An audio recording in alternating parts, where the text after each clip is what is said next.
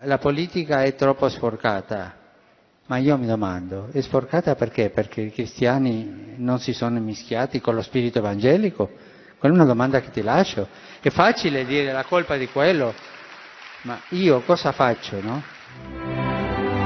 Las elecciones pronto pasarán. Los problemas seguirán o empeorarán. Ocurra lo que ocurra, ¿qué van a hacer los católicos hasta los siguientes comicios? ¿No podrían trabajar de otra manera para defender sus libertades? ¿Cómo se definen las libertades? Ejerciéndolas. No hay otro remedio. Cuando alguien intenta atentar contra una libertad mía, la única manera que tengo es ejercer esa libertad. Si alguien me quiere hacer callar, hablar más. Si alguien se quiere meter en mi casa sin mi permiso, no dejándole entrar en mi casa. Si alguien quiere entrometerse en mi libertad de educación, reforzando mi educación de mis hijos. Porque si dejamos que de verdad ámbitos de nuestra libertad sean ocupados por las administraciones públicas o los lobbies o grupos de presión, entonces la pérdida de libertad se convierte en definitiva. La democracia no consiste solamente en votar cada 4 años. Eso hay que hacerlo, pero consiste también en interesarse por la cosa pública, por el gobierno de la sociedad y participar. Y dar fuerza a la sociedad civil, que a través de asociaciones y de expresión de opiniones, y para eso hace falta que las personas estén formadas. Y mucho trabajo social, cultural, de debate, de testimonio, de presencia en el tejido cotidiano para ir cambiando esta mentalidad. Porque mayo de 68 se impuso en los primeros años sin tener ningún tipo de soporte político. El soporte político lo conquistaron después. A quien pueda y le guste participar en la vida partidista, yo se lo aconsejo. Yo he sido 8 años político, he sido 8 años secretario de Estado del Gobierno de España. No me arrepiento lo más mínimo, porque desde la política se puede hacer mucho bien, mucho mal, pero también mucho bien. Por tanto, al que sienta esa vocación, que no se eche para atrás. ¿Que hay corrupción en la política? Pues sí, como la hay entre los médicos, los abogados, los taxistas y los barrenderos. ¿Que hay mucha gente buena en política? La mayoría, se lo aseguro, pero no según mi experiencia. Todos los políticos son corruptos. Yo creo que no es cierto, no es justo. Y además yo creo que eso desmoraliza. Yo creo que hay políticos honrados, estoy convencido, y lo que tenemos que hacer es formar también a nuestros alumnos, a los niños, a los jóvenes, en valores éticos que les impulsen también a participar en la política como un servicio. Por tanto, la postura de decir todos son iguales y da igual votar a unos que a otros, yo creo que no es responsable. Luego además, la política es una maravilla, porque las decisiones que se toman en el terreno de la política, es decir, del gobierno, afectan a todos los ciudadanos. Es un lujo tener el honor de poder tomar decisiones que pueden mejorar la vida de millones de personas. Y por lo tanto, si alguien puede hacer eso y las circunstancias de la vida le ponen en su camino esa opción, que diga que sí, por supuesto. Eso sí, a los chicos jóvenes en particular yo siempre les digo, primero fórmate bien profesionalmente. No se puede ver la política como una profesión para toda la vida. Que por lo tanto nadie piense encontrar en un partido político ni una organización perfecta, ni un camino de rosas, ni nada por el estilo, ¿no? Pero a veces creo que hay un cierto planteamiento también del cristiano católico de no enfangarse en la política, y me parece que es un gravísimo error. La política o la haces tú o te la hacen. Hay que salir de la pasividad y conformar una sociedad que sea concorde con las propias convicciones. No esperar a que otros lo diseñen y nos lo sometan a aprobación o a rechazo. El católico tiene que estar más activo en el ejercicio de su ciudadanía en coherencia con su fe. Ante una ofensiva grande de la asunción de la ideología de género y de la no defensa de la vida, creo que los católicos deben ser bastante más contundentes en las reacciones a estas ofensivas que se están produciendo en nuestra sociedad, que nada bueno aportan. Y bueno, pues que no podemos ser tan cómodos. En Siria los cristianos están jugando la vida. No hay que avergonzarse de nuestras ideas. Y no solo no hay que avergonzarse, sino que hay que ponerlas en valor y hay que utilizarlas.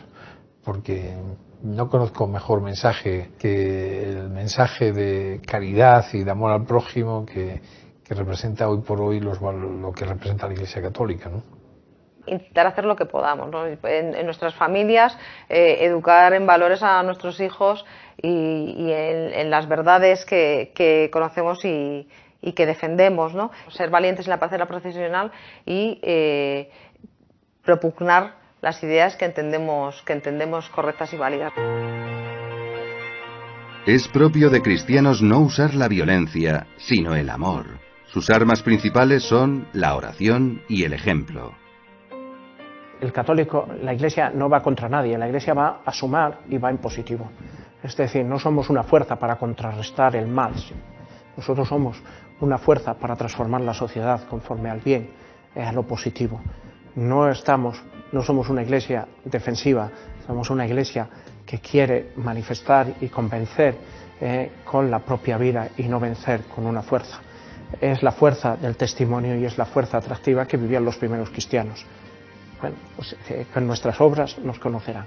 Que a la larga triunfará esta forma de vivir que nosotros es la que potenciamos, que es defender la vida, defender a la mujer, defender a la familia, la educación de los hijos, la libertad del individuo frente al dominio del Estado, porque es una mejor forma de vivir y educa y hace ciudadanos más libres.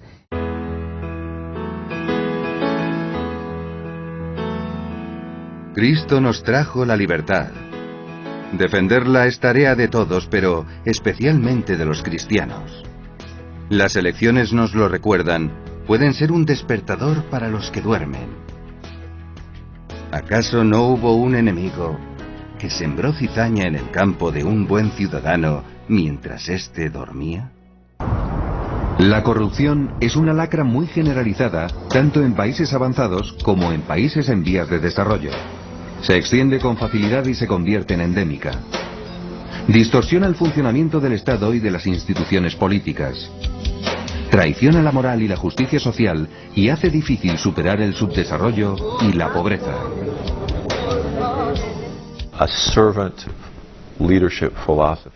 Una filosofía de liderazgo servicial tiene que encuadrarse en la administración pública y en el liderazgo de empresa. Y sin eso, lo que tenemos es una sociedad maquiavélica o una sociedad guiada por la codicia, donde al final no se presta atención a las leyes a no ser que te puedan pillar y el castigo sea mayor que el beneficio de ser corrupto. Es una cuestión de virtud, simplemente. La corrupción tiene lugar cuando alguien, político, funcionario, directivo o empleado, tiene un poder o influencia en el ejercicio de una tarea pública o privada y lo ejerce en beneficio propio o de un tercero. Los casos más frecuentes de corrupción son la extorsión y el soborno. Un caso típico de extorsión es el del funcionario que, para expedir un documento, exige un pago al que no tiene derecho. En el soborno, la iniciativa la toma el que paga, por ejemplo, ofreciendo dinero a un político para obtener un contrato o la recalificación de un terreno. Estamos pensando en un terreno sobre el que no se puede construir más que un colegio, una iglesia o un centro sanitario, aquello que se llaman equipamientos sociales, y que tengo capacidad de gestión suficiente como para aquel que dice qué se puede hacer sobre ese terreno, cambie de opinión, decida que se pueden hacer torres de apartamentos de 25 alturas. Esto evidentemente es un atraco social. También puede serlo dar comisiones y regalos desproporcionados. No es lícito ofrecer un soborno porque pretende viciar el juicio del funcionario y si éste lo acepta, da lugar a una cooperación directa a su acción inmoral. Un modo de entender la corrupción es lo que podríamos llamar la cultura de la corrupción. Es interesante.